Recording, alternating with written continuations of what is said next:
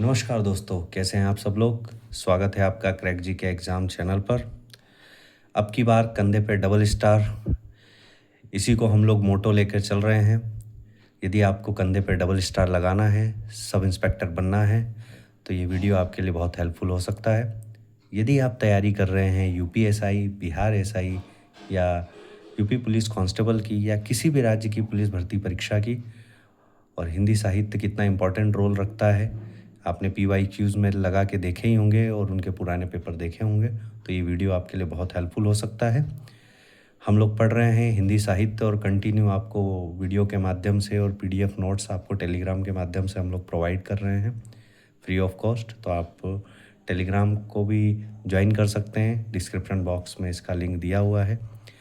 तो आज हम लोग स्टार्ट कर रहे हैं शब्द भेद, और बचे हुए वीडियो के लिए आप हमारे यूट्यूब चैनल के प्लेलिस्ट में जाकर आप बचे हुए जितने भी वीडियो हैं हिंदी साहित्य के जो अभी तक अपलोड हुए हैं, आप उसको देख सकते हैं और उसका लाभ ले सकते हैं। तो शब्द भेद को पढ़ते हैं। काइंड ऑफ वर्ड्स, हमेशा इससे क्वेश्चन बनते हैं, आप ज़रूर देखिए और मैं आपको बताता हूँ कौन कौन से क्वेश्चन आए भी हैं। हिंदी में शब्दों के वर्गीकरण के 4 आधार हैं। कौन कौन से, पहले ये देखिए कि किस किस वर्गीकरण पे शब्दों को बांटा गया है। उत्पत्ति, ऑब्लिक स्रोत और इतिहास के आधार पर, व्युत्पत्ति, रचना और बनावट के आधार पर, रूप, प्रयोग और व्याकरणिक विवेचन के आधार पर और अर्थ के आधार पर। अब इसको हम लोग थोड़ा डिटेल में देखते हैं। प्रश्न यदि आ जाए हिंदी में शब्दों को किन भागों में बांटा गया है, किस आधार पर बांटा गया है, तो 4 आधार पर बांटा गया है। वैसे मेनली प्रश्न ये नहीं आता है, प्रश्न ये आते हैं। तो आइए देखते हैं। प्रश्न आ जाएगा स्रोत और इतिहास के आधार पर शब्दों को कितना बांटा गया है। ये तो होते तो 5 प्रकार हैं, परंतु आपको उत्तर यदि आ जाए तो 4 ही प्रकार से देना है। यूपीएसआई 2021 में 12 नवंबर सेकंड शिफ्ट का पेपर में ये प्रश्न आया हुआ है। 12 नवंबर 2021 को ये क्वेश्चन आया हुआ है और उसमें उत्तर 4 माना गया है। तो आपको नोट्स की इम्पोर्टेंस आपको समझ में आ रही होगी। वैसे यदि 4 ऑप्शन नहीं होता तो 5 होता, तो आप 5 के साथ जा सकते हैं, परंतु यदि 4 है तो 4 को ही माना जाएगा, क्योंकि तत्सम, तद्भव, देशज, विदेशज और संकर, ये इसके 5 प्रकार हैं। परंतु संकर को कहीं कहीं माना जाता है, कहीं कहीं नहीं माना जाता है। तो यदि मैक्सिमम पॉसिबिलिटी है, यदि आ रहा है तो आप 4 पे ही टिक जाइए, आपका उत्तर 110% सही होगा। तो स्रोत इतिहास के आधार पर शब्दों के कितने भेद हैं, तो 4 भेद हैं। तत्सम क्या कहलाते हैं? तत्सम मतलब तत्सम का अर्थ क्या है? उसके समान, अर्थात संस्कृत के समान। तो इसका क्या मतलब हुआ? ऐसे शब्द जो संस्कृत के जो के त्यों प्रयोग में लाते हैं उन्हें तत्सम कहते हैं। अग्नि, वायु, माता पिता, पुत्र, प्रकाश, ये इसके उदाहरण हैं। तद्भव, जो संस्कृत से बिगड़ कर थोड़े हिंदी में यूज़ हुए हैं, संस्कृत शब्दों से विकृत होकर या परिवर्तित होकर बने शब्द को हम तद्भव कहते हैं। जैसे उजला, इसका संस्कृत में क्या शब्द है? उज्ज्वल। कपूर का कर्पूर, हाथ का हस्त। तो तत्सम तद्भव तो आप लोग वैसे जान ही रहे होंगे। देशज पे आते हैं। देशज शब्द का अर्थ होता है जो देश में जन्मा।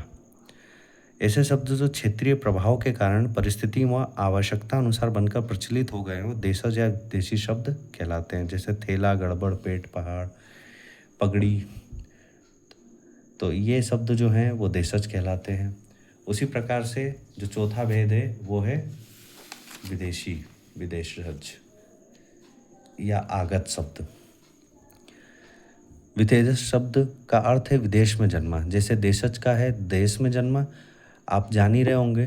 जिस शब्द के पीछे ज लग जाता है, जैसे अंडज, तो अंडे से जन्मा है। तो उसी तरीके से देशज, विदेशज, एक ज मतलब क्या होता है? जन्मा। तो विदेशज मतलब विदेश में जन्मा। आगत का शब्द जो आया हुआ है, मतलब वह शब्द जो विदेशों से हमारी भारत में लिए गए हैं, वो उसे विदेशज शब्द या आगत शब्द कहा गया है। कुछ शब्द इसमें कुछ को ज्यों के त्यों लिया गया है, जैसे ऑर्डर, कंपनी, कैंप, क्रिकेट, और कुछ को हिंदीकरण करके अपनाया गया है। जैसे ऑफिसर का बन गया अफसर, लैंटर्न का बन गया लालटेन, कैप्टन का बन गया कप्तान। तो इस तरीके से विदेशज शब्द को आप पहचान सकते हैं। संकर शब्द क्या होते हैं? दो भिन्न स्रोतों से आए शब्दों के मेल से बने नए शब्द को हम संकर शब्द कहते हैं। जैसे छाया संस्कृत शब्द है, दार फारसी शब्द है, तो बन के क्या बन गया? छायादार। पान हिंदी शब्द है, दान फारसी है, तो बन गया पानदान। रेल अंग्रेजी शब्द है, गाड़ी हिंदी शब्द है, तो बन गया रेलगाड़ी। सील अंग्रेजी शब्द है, बंद बंद फारसी शब्द है, बन गया सील बंद। तो इस तरीके से मतलब उसके स्रोत अलग अलग हो। यदि दो स्रोत से हैं और दोनों आके एक में मिल जा रहे हैं तो वो संकर शब्द बन जा रहे हैं। ठीक है, ये चीज़ आप ध्यान रखिएगा। आइए अगले पे आते हैं। रचना और बनावट के आधार पर 3 प्रकार से शब्द हैं। प्रश्न ऐसे बनते हैं जैसे पिछली बार यूपीएसआई वाला जो मैंने अभी आपको बताया है, ये 2021 में आया हुआ है। स्रोत और इतिहास के आधार पर शब्द के कितने भेद हैं? तो उत्तर है 4। इसी तरीके से यदि इसका आ जाए कि रचना और बनावट के आधार पर कितने शब्दों के कितने भेद हैं, तो उत्तर होगा 3। कौन कौन से? रूढ़, यौगिक और योग रूढ़। जिन शब्दों के सार्थक खंड ना हो सके, जो अन्य शब्दों के मेल से ना बने हो, उन्हें रूढ़ शब्द कहते हैं। जैसे दिन, घर, मुंह, घोड़ा। यौगिक पे आइए। यौगिक शब्द का अर्थ है मतलब मेल से बना हुआ। नाम से ही पता चल रहा है यौगिक मतलब योग, योग मतलब दो शब्द को मिला के बना है। तो ये किस किस से मिल के बनता है? जैसे उपसर्ग लगा दिया गया, प्रत्यय लगा दिया गया, या फिर समास से। जैसे विज्ञान में वी प्लस ज्ञान, सामाजिक में समाज प्लस इक, राजपुत्र में राजा का पुत्र। तो ये कैसे शब्द हुए? यौगिक शब्द हुए। तो इस तरीके से आप पहचान सकते हैं। आइए आते हैं योग रूढ़ पे। तो योग रूढ़ शब्द वे शब्द जो यौगिक तो होते हैं परंतु उनका अर्थ रूढ़ होता है, मतलब विशेष अर्थ हो जाता है, योग रूढ़ कहलाते हैं। यौगिक होते हुए भी ये शब्द एक इकाई हो जाते हैं, यानी ये सामान्य अर्थ को न प्रकट करके किस विशेष अर्थ को प्रकट करते हैं। जैसे आपके समास में आप बहुब्रीहि समास के ऊपर यदि आप जानकारी रखते होंगे, बहुब्रीहि समास पढ़ा होगा, तो वो सारे शब्द योग रूढ़ के ही एग्जाम्पल हैं, या आप ये कह सकते हैं योग रूढ़ सारे शब्द बहुब्रीहि के एग्जाम्पल हैं। जैसे पीताम्बर, जलज, लंबोदर, दशानन, नीलकंठ। तो ये शब्द योग रूढ़ भी हैं और प्लस बहुब्रीहि समास के उदाहरण भी हैं। तीसरे पे आइए। रूप और प्रयोग के आधार पर शब्दों के कितने भेद हैं? तो 2 प्रकार हैं। कौन कौन से? विकारी शब्द और अविकारी शब्द। तो विकारी शब्द क्या होते हैं? वे शब्द जिनमें लिंग, वचन, कारक के आधार पर मूल शब्द का रूपांतरण हो जाता है, वो विकारी शब्द कहलाते हैं। अर्थात संज्ञा, सर्वनाम और विशेषण और क्रिया वाले सारे शब्द विकारी शब्द होते हैं। जैसे इसका उदाहरण भी देख लीजिए। लड़का पढ़ रहा है, लिंग परिवर्तन हुआ तो लड़की पढ़ रही है। लड़का दौड़ रहा है, इसमें वचन परिवर्तन हुआ, लड़के दौड़ रहे हैं। मतलब इसमें क्या हो रहा है?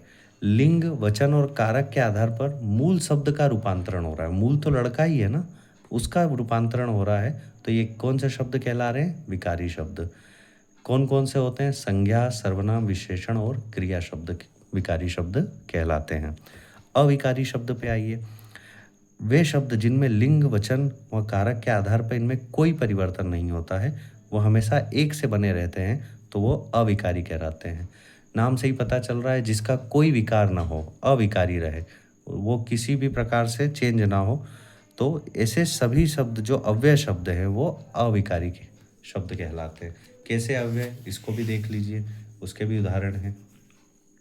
क्रिया विशेषण अव्यय जैसे आज, कल, अब, कब, परसों, यहाँ, वहाँ, इधर, उधर, कैसे, क्यों। क्या इसको आप चेंज कर सकते हैं? नहीं चेंज कर सकते हैं ना, तो ये कैसे शब्द हुए? अविकारी। ये क्रिया विशेषण के एग्जाम्पल है। संबंध बोधक जैसे में, से, पर, के, ऊपर, के, नीचे, ये शब्द संबंध बोधक है। समुच्चय बोधक में और, परंतु, या, इसलिए, तो, यदि, क्योंकि। विस्मय बोधिक अव्यय आहा, हा, हाय, ओह, वाह, राम राम, या अल्लाह, या खुदा। तो इस तरीके के जो शब्द होते हैं ये सब अव्यय होते हैं, ये किसी भी कंडीशन में चेंज नहीं होंगे। तो ये नोट्स आपके लिए बहुत हेल्पफुल हैं। इसी नोट्स के माध्यम से 2021 में मैंने भी एक हिंदी में अच्छा स्कोर किया था, इवन 300 प्लस मेरा स्कोर गया था। तो इसीलिए इस हिंदी के नोट्स पे आप बहुत अच्छे से रिलायबल तरीके से आप इस पे विश्वास करके अपनी तैयारी करिए। और यदि नोट्स अच्छे लग रहे हैं तो हमारे चैनल को सब्सक्राइब करें, लाइक करें और कमेंट ज़रूर करें और बताएं कि क्या गलती रह जा रही, कुछ कमी रह जा रही है तो हमें कुछ उस पे सजेशन दीजिए। आइए लास्ट को हम लोग देखते हैं अर्थ के आधार पर। अर्थ के आधार पर 4 शब्द हैं: एकार्थी शब्द, अनेकार्थी शब्द, समानार्थी, पर्यायवाची शब्द और विपरीतार्थक शब्द। जैसे ये शब्द के बारे में मैं जान रहा था इसलिए मैंने डिटेल में नहीं लिखा है इसको। जैसा कि आपको पता है एकार्थी शब्द जो किसी भी कंडीशन में एक जैसा ही दिखे, एक जैसा लगे, एकार्थी उसका एक ही मतलब निकले, एक अर्थ निकले, उसे एकार्थी शब्द कहते हैं। अनेकार्थी आपको पता है एक शब्द के कई यदि अर्थ हैं तो अनेकार्थी हो जाता है। पर्यायवाची शब्द आप याद ही की कर रहे होंगे, यदि आप कमेंट बॉक्स में डालेंगे तो मैं कुछ पर्यायवाची शब्द के इम्पोर्टेंट्स जो पर्यायवाची हैं जो मेनली अधिकतर PYQs में आए हैं, ज़रूरी नहीं है कि UPSI में आए हैं, उत्तर प्रदेश के जितने भी एग्ज़ाम हुए हैं उन सब में जो पर्यायवाची शब्द आए हैं मैं उसको संकलित करके आप लोगों के लिए वीडियो बना दूंगा। और विलोम शब्द, तो ये चारों अर्थ के आधार पर 4 प्रकार से शब्दों के भेद हैं। तो आइए आज हम लोगों ने पढ़ा है शब्द भेद, और आने वाले वीडियोस में हम लोग संज्ञा, सर्वनाम, विशेषण, क्रिया सब पढ़ेंगे। ये सभी नोट्स के माध्यम से आपके पास पहुंचते जाएंगे। हमारे डिस्क्रिप्शन में टेलीग्राम की लिंक है, आप उससे ज्वाइन करके इन वीडियोस का और इस PDF का फ़ायदा उठा सकते हैं। तो लगे रहिए, तैयारी करते रहिए और अपने तैयारी को शानदार तरीके से इस बार अपने कंधे पर डबल स्टार लगा के ही जाइएगा। तब तक के लिए धन्यवाद, नमस्कार, जय हिंद।